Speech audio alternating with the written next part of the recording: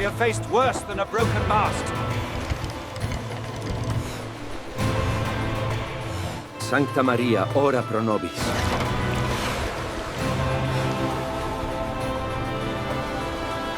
What if I told you that the greatest sea voyage in history, the first circumnavigation of the globe, ended not in triumph, but in a desperate struggle for survival? There is a hidden truth about what happened aboard the Victoria in the final months of its journey.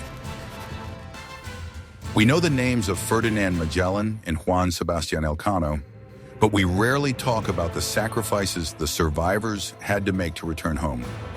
These are decisions that blur the line between heroism and desperation, and the price paid to complete the circle around the globe. Watch this video to the end to find out how the crew ate their own ship to survive and what single most precious resource they lost along the way without even noticing.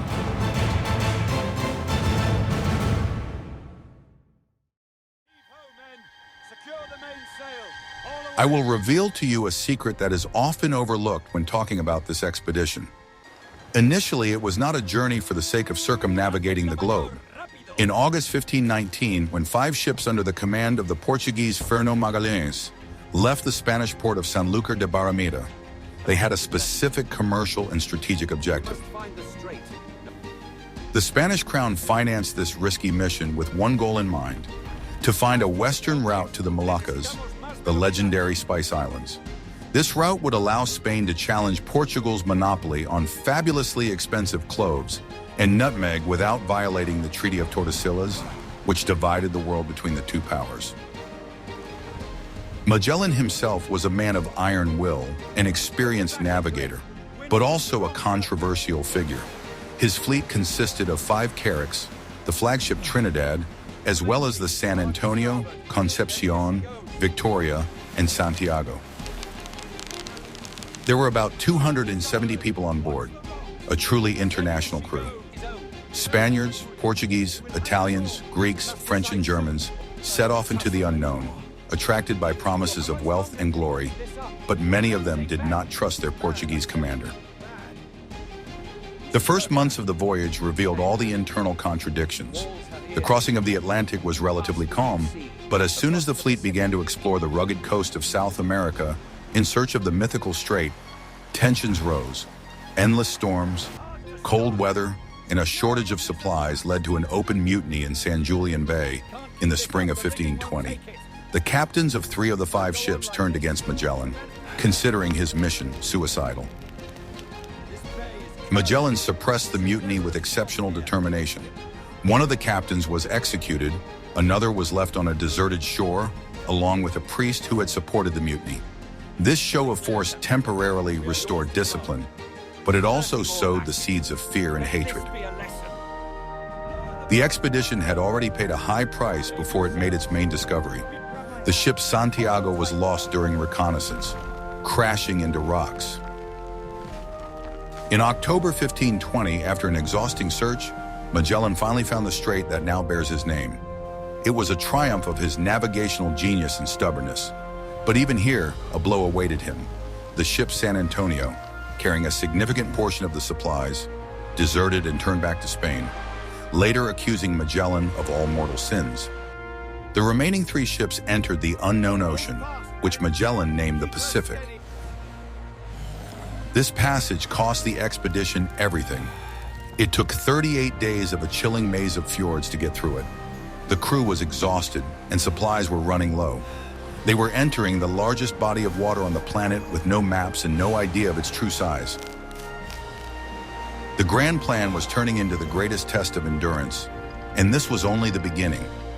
We are very interested to hear your point of view. What do you think of Magellan's methods? Was such determination justified by the great goal? Write about it in the comments and don't forget to subscribe to our channel.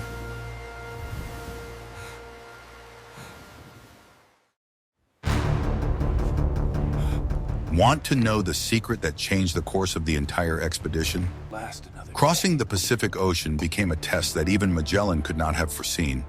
He expected to find Asia in a few days or weeks, but instead the ship sailed for 3 months and 20 days without seeing land, except for a couple of uninhabited atolls.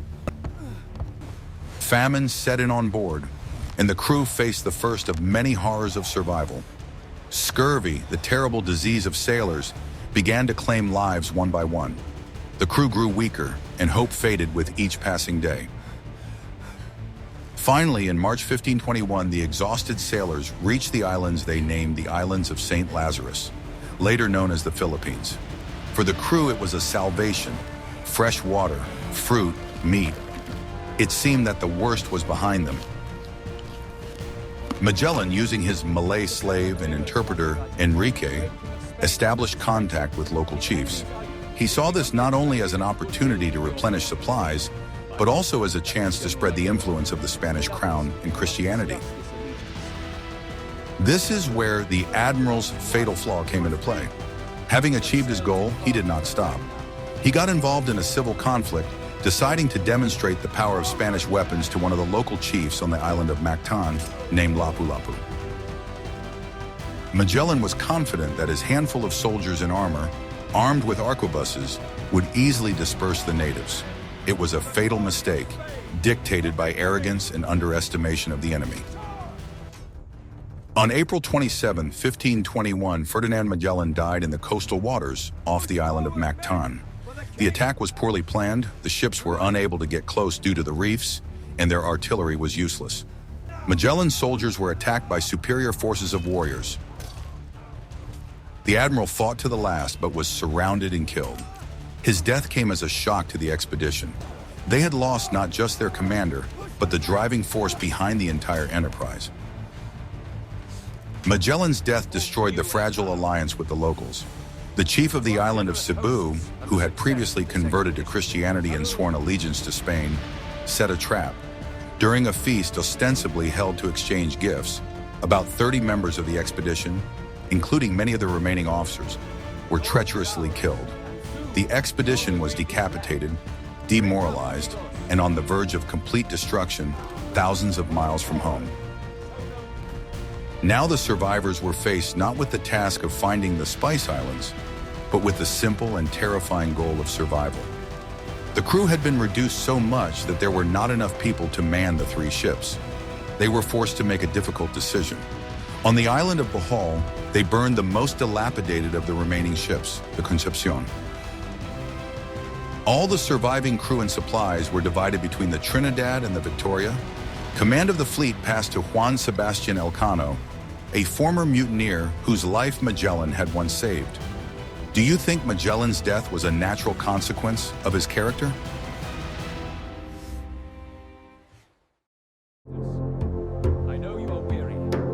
Are you ready for the shocking truth about how a Basque sailor became a leader? Juan Sebastian Elcano was not the obvious choice for the role of savior. He was one of those who participated in the mutiny in San Julian Bay. However, in the chaos that followed Magellan's death and the massacre at Cebu, old scores were forgotten. Elcano, an experienced navigator and captain of the Victoria, was the man who could take responsibility for the remnants of the fleet. His pragmatism and seafaring experience were now valued above former loyalties. He faced an almost impossible task. 2 ships, the Trinidad and the Victoria, were in terrible condition. The crew was exhausted by disease and constant skirmishes. They had not yet reached their main destination, the Moluccas, but had already lost more than half their men and 3 of their 5 ships. Elcano and his companions spent the next few months wandering among the islands of Southeast Asia, engaging in piracy and desperately searching for guides. This period of the expedition is often overlooked, but it was crucial. It was here that a new command structure was formed. Elcano and his men finally reached the Moluccas, specifically the island of Tidore, in November 1521. Magellan's goal had been achieved, but only after his death. The Spaniards were able to load the holds of the Victoria and Trinidad with precious cloves. This cargo was so valuable that even one returning ship could completely recoup all the costs of the expedition. But then a new problem arose: how to return to Spain. The return journey across the Pacific Ocean was considered too dangerous and too long. In addition, the flagship Trinidad had sprung a serious leak and needed major repairs. A decision was made that once again divided their fates. The Trinidad was to remain for repairs and then attempt to cross the Pacific Ocean and reach the Spanish colonies in Panama. This plan was doomed to failure. The ship would later be captured by the Portuguese, and almost none of its crew would return to Europe. Juan Sebastián Elcano and his Victoria chose a different, equally insane route. They decided to sail west. This meant crossing the Indian Ocean and circumnavigating Africa, moving through waters that were completely controlled by their main enemies, the Portuguese. It was a direct challenge to the Portuguese crown. Elcano was forced to sail his only ship, overloaded with spices and worn out, through hostile territory, without the right to make a single stop at any port. This unique choice to sail westward home was the decision that ultimately led to the first circumnavigation of the globe in history. It was not planned initially. It was a desperate decision made for the sake of survival. Elcano understood that any other route meant certain death. He led his men on their last, longest, and most terrifying voyage, where they faced not storms, but a slow and silent horror. If you are interested in this story of survival, please like this video.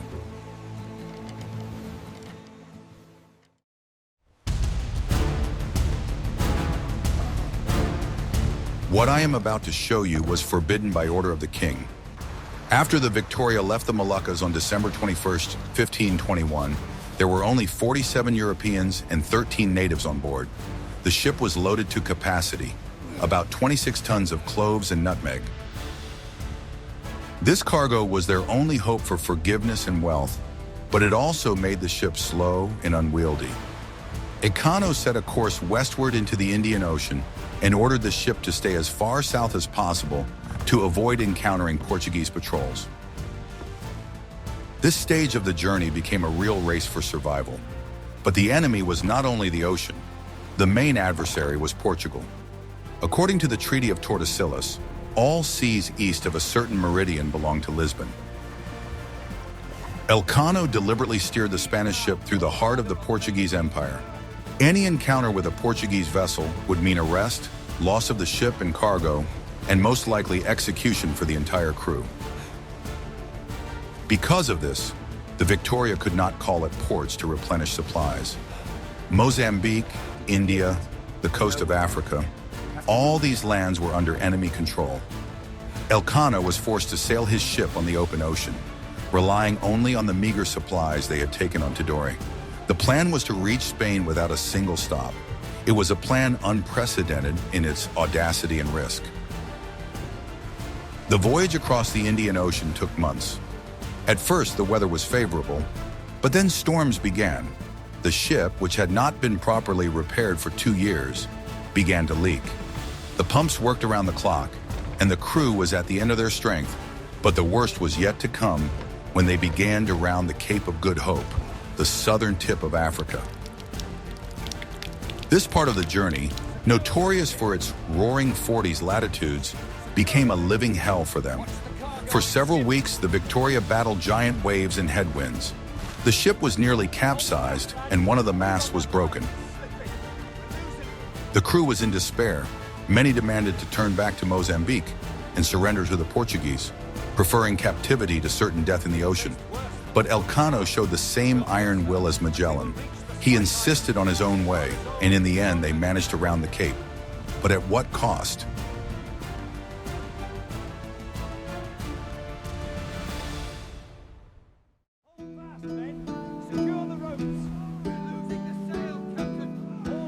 By the time the Victoria entered the Atlantic Ocean in May 1522, it was a ghost ship.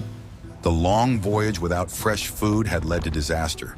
Scurvy, which had already plagued the crew in the Pacific Ocean, returned with a vengeance. This disease, caused by a complete lack of vitamin C, was the bane of all long voyages of that era. Its effects were terrible and inevitable. Unable to replenish their supplies, the crew began to weaken and fall ill. The expedition's chronicler, Antonio Pigafetta, who was one of the few survivors, left behind gruesome accounts of the journey. He described how the crew members lost their strength, could not stand on their feet, and their bodies were covered with ulcers. Morale was completely broken. Every day, people saw their comrades die in agony. It became almost impossible to control the ship. Of the 47 people who left the Moluccas, barely half remained at this point. There was no one to stand at the helm, manage the sails, or pump water out of the hold. The Victoria drifted in the Atlantic, and each new day brought only new losses. Elcano understood that if he did not take immediate action, they would all perish here, a few weeks' journey from home. Food supplies were completely exhausted. The rice and water they had brought with them had spoiled. The crew switched to starvation rations, which were getting smaller and smaller. There was nothing left on the ship that was edible in the usual sense of the word. And it was at this moment of despair that Juan Sebastián Elcano and his men were forced to make the darkest and most unthinkable decision of their 3-year odyssey. This decision was not heroic. It was dictated by a primitive instinct for survival. They had exhausted all conceivable resources. Ahead of them lay only a slow death from starvation or disease. In order to survive, they had to look at their own ship, the only home they had, not as a vessel, but as their last source of sustenance.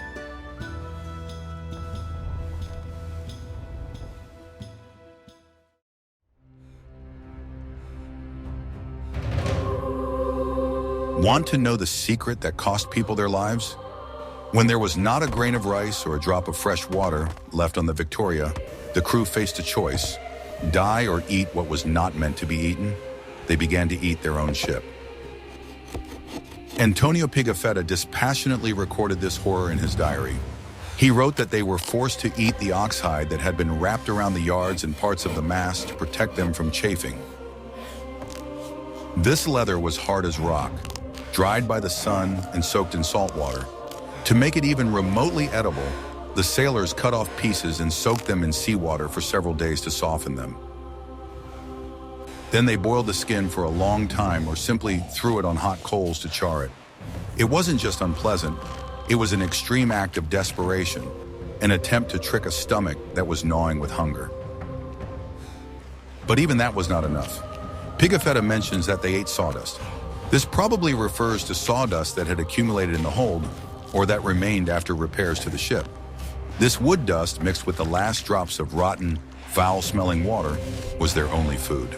The water was infested with maggots and had a disgusting smell, but even it was worth its weight in gold.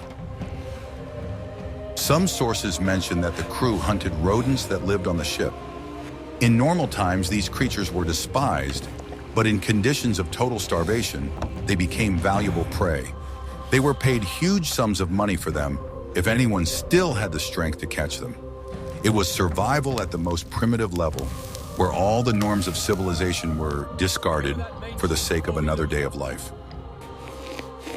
These absurd methods saved those who could still fight.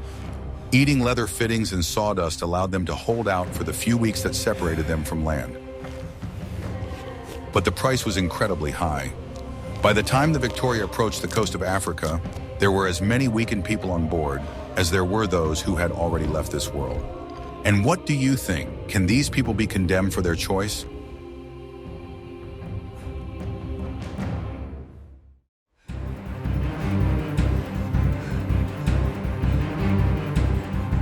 In July 1522, after nearly 7 months of continuous sailing from Tidore, the Victoria was on the verge of disaster.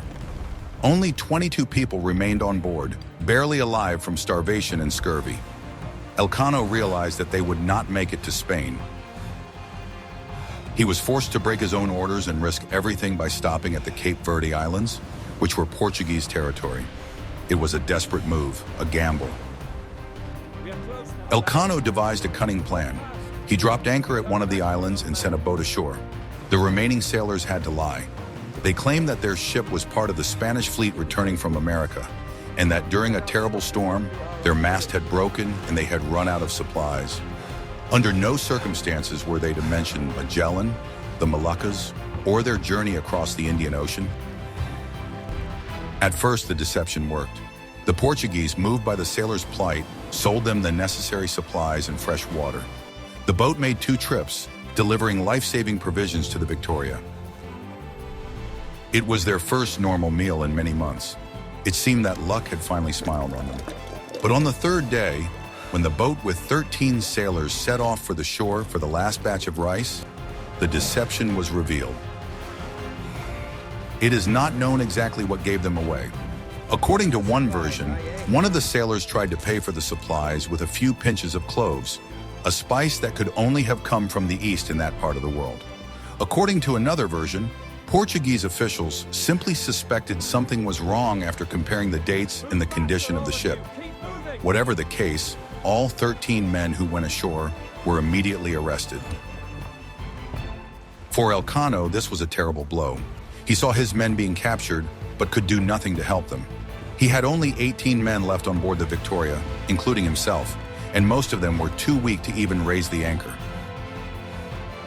Engaging in battle with the Portuguese garrison would have been suicide.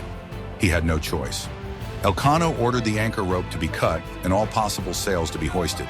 The Victoria fled, leaving 13 of its comrades in Portuguese captivity.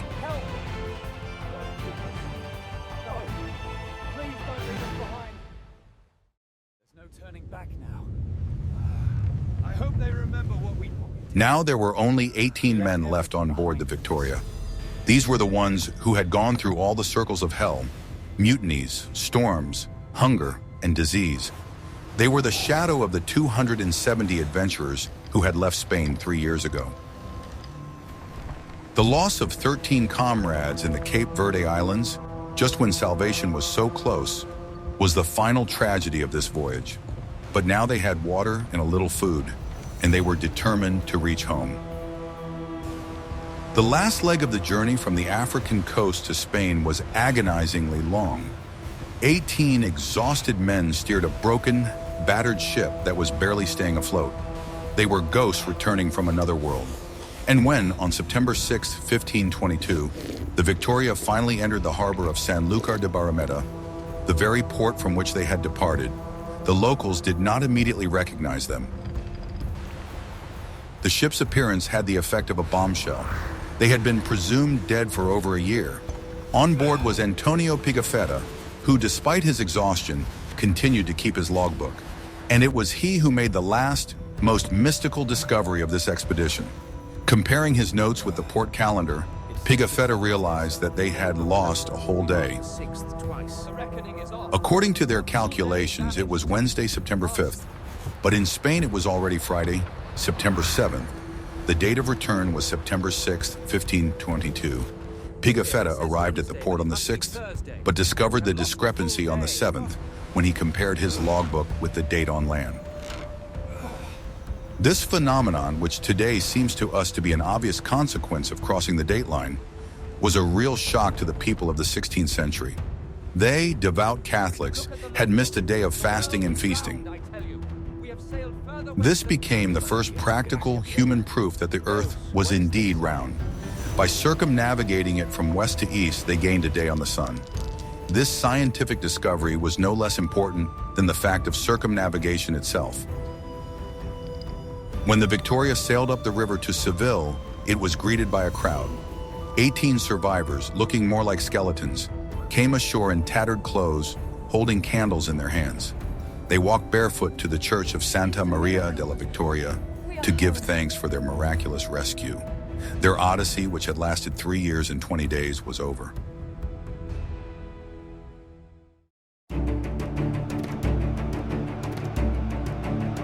The first circumnavigation of the globe in human history was complete, but its price was unimaginable. Of the 5 ships that set sail, only 1 returned. Of the approximately 270 men who set out on the voyage, only 18 returned to Seville on the Victoria. Later, several more men from the Trinidad crew and the 13 who had been captured in the Cape Verde Islands managed to return to Spain, but the total number of survivors was negligible. From a financial point of view, the expedition, despite the losses, was incredibly successful. The cargo of cloves that the Victoria brought back in its holds was sold at such a profit that it more than covered all the costs of organizing the 5 ships. The investors made a profit, and Spain gained invaluable knowledge about sea routes and confirmation of its claims to the Spice Islands. Elcano and his men were rewarded by the king. Juan Sebastian Elcano received a personal coat of arms depicting the globe with the motto, Primus circumdedisci me, you were the first to circumnavigate me. He became a national hero, the man who completed what Magellan had begun. But his fame was short-lived. He set sail again for the Spice Islands and disappeared in the Pacific Ocean, never returning to his homeland. His fate, like that of Magellan, remained in those waters. Antonio Pigafetta, thanks to whom we know the details of this journey, published his diary. His work became an invaluable source of information, not only about the voyage itself, but also about the geography, peoples, and languages they encountered. It was a real scientific breakthrough that changed Europeans' view of the world. Maps were redrawn, and the size of the planet was refined. However, behind these triumphs lay human tragedies. For the indigenous peoples encountered by the expedition, this contact often marked the beginning of the end. The arrival of Europeans in the Philippines and the Moluccas marked the beginning of centuries of colonization, conflict, and exploitation. What was an era of great discoveries for Europe was an era of great losses for many other peoples.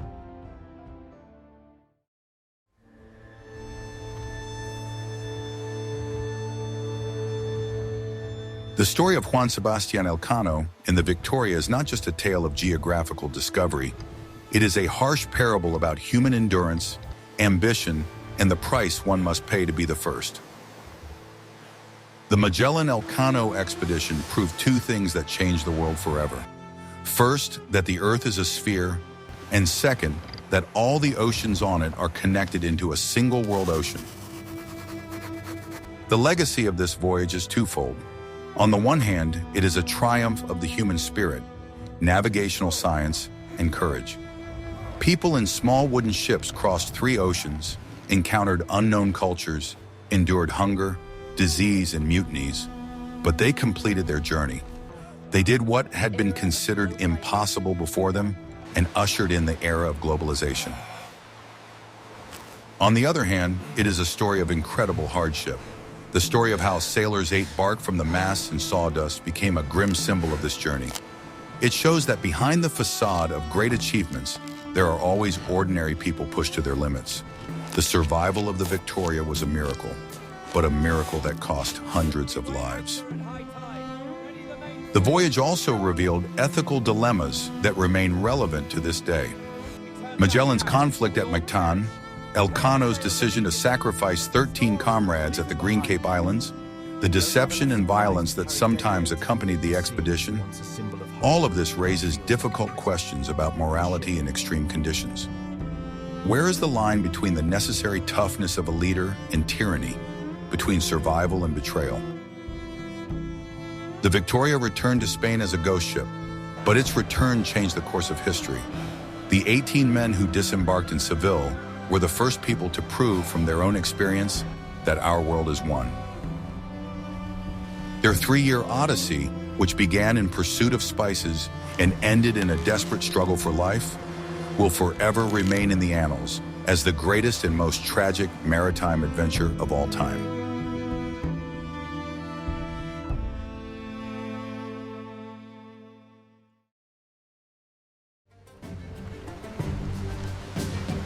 We see that the first circumnavigation of the globe was not a triumphant parade, but a cruel drama of survival. The story of Juan Sebastian Elcano and his decision to eat parts of his own ship is not just a shocking detail, but the quintessence of the entire expedition. It is a story about how great discoveries are made not thanks to, but in spite of circumstances, and that the price for being the first can be unbearably high. The voyage of the Victoria is a hymn to human stubbornness. It proves that even when all is lost, the commander, the ships, the supplies, and hope, the will to live can make a person do the impossible. Cross the ocean, eating sawdust, and return home to tell the world about it. What part of this 3-year odyssey impressed you the most? Elcano's desperate decision to head west, or the fact that the crew lost an entire day? Share your opinion in the comments and don't forget to subscribe to our channel so you don't miss new stories about the price of great discoveries.